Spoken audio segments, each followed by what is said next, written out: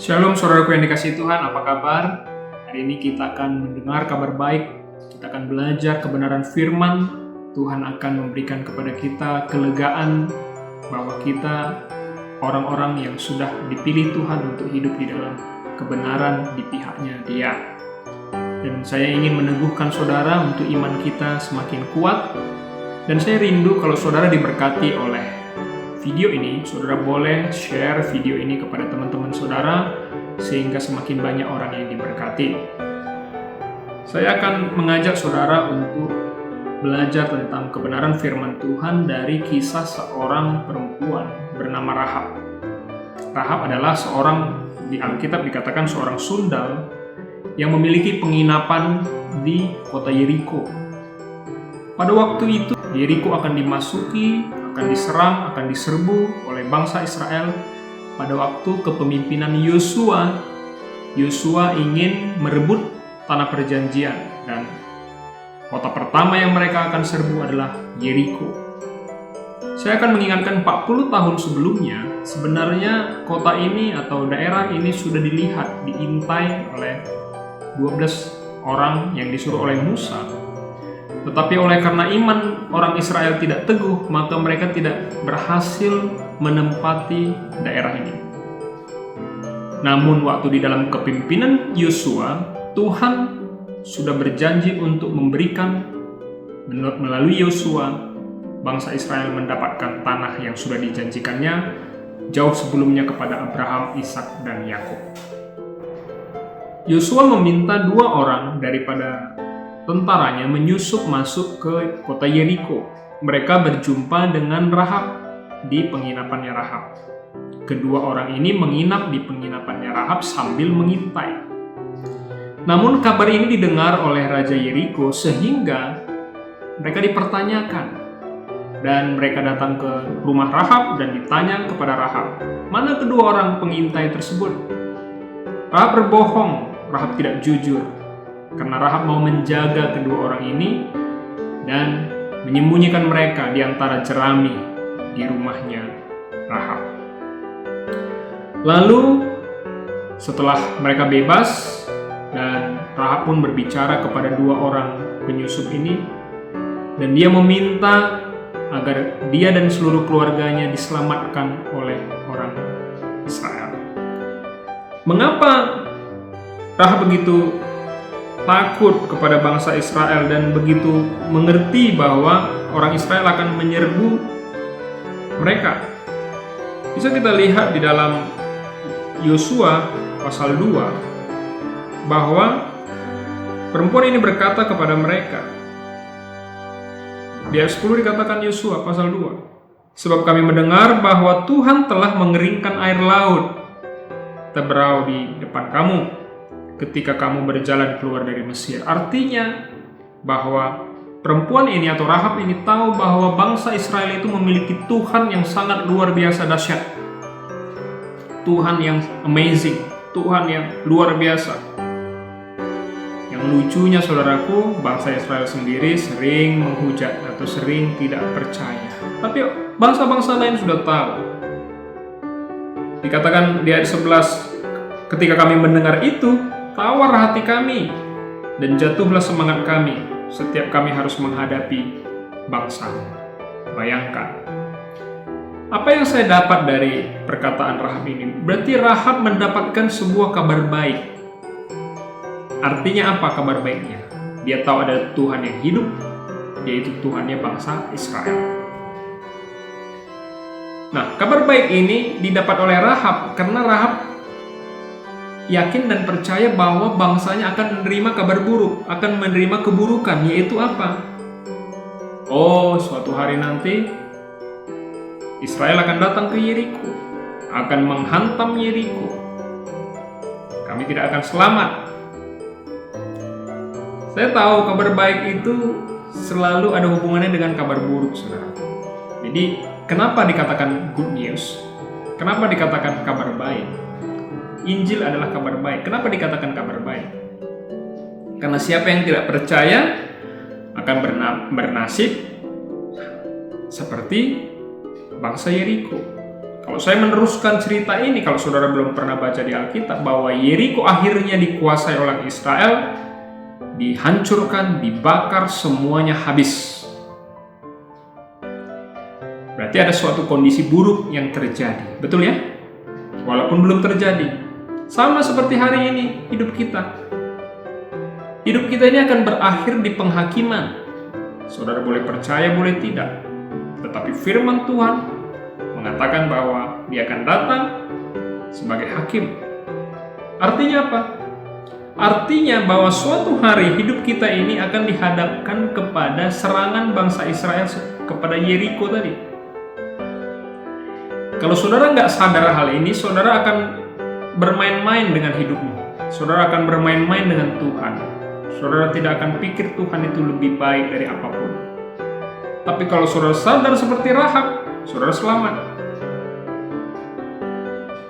Rahab mengambil keputusan, dia mengambil risiko, dia simpan 2 orang penyusup ini dan dia jaga.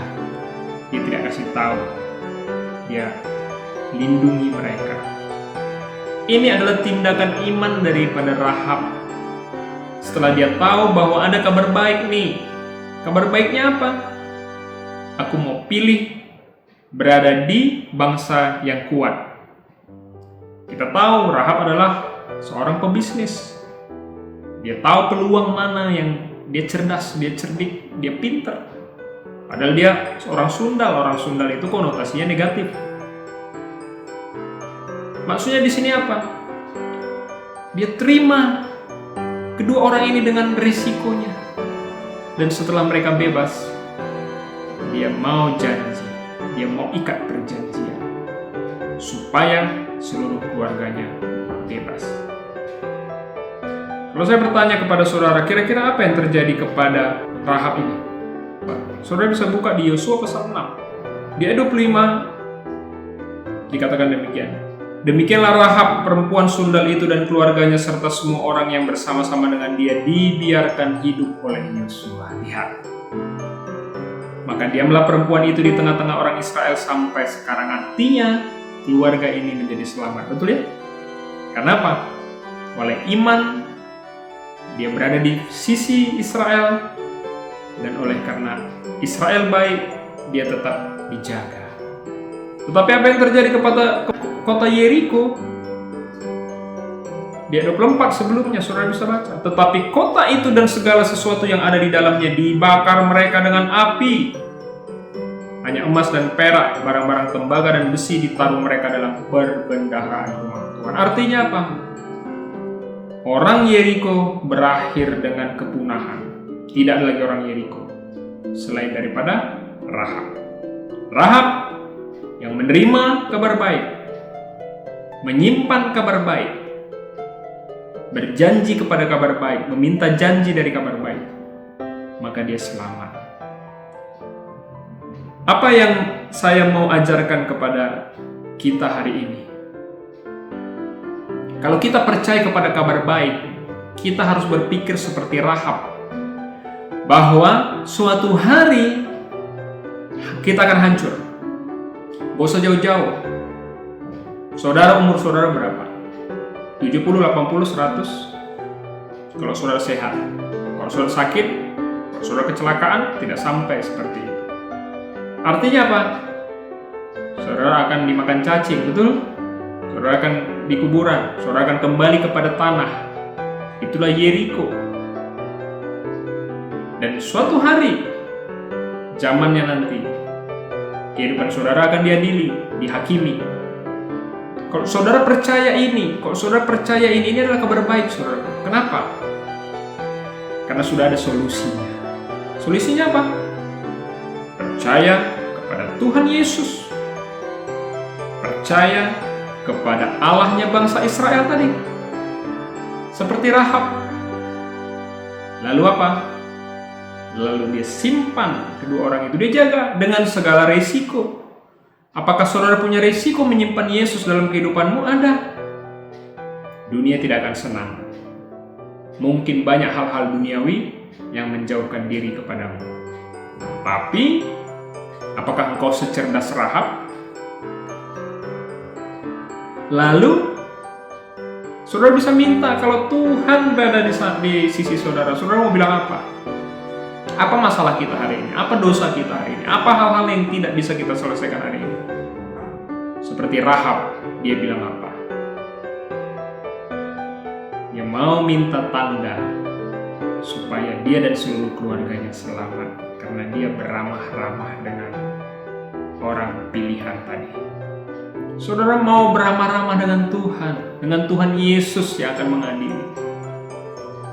Dan Tuhan akan berjanji membawa hidup kita kepada kekekalan. Dan saudara bisa hidup di dalamnya. Ada 3 poin yang akan saya bacakan kepada saudara. Dikatakan demikian, percaya kabar baik. Maka yang pertama, percaya kepada Yesus karena dia adalah Raja yang akan datang kembali ke dunia untuk menghakimi. Betul ya?